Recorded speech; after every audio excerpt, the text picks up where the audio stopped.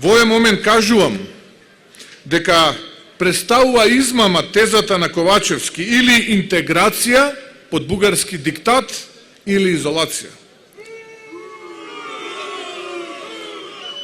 Ниту еден фактор во ова наша Македонија не посакува изолација во која што за жал сме денеска. И не може да се донесе нешто што веќе го живееме и во која изолација подлабоко не втурна оваа власт.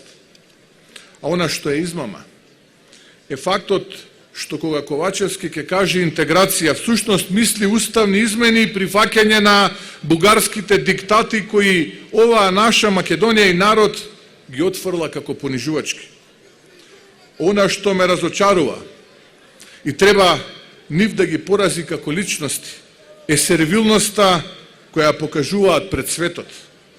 Наместо да ја кодошат опозицијата и да се молат, да ни прават притисоци кои се неприфатливи, треба да бараат од светот да добиеме подобри услови и фер шанса.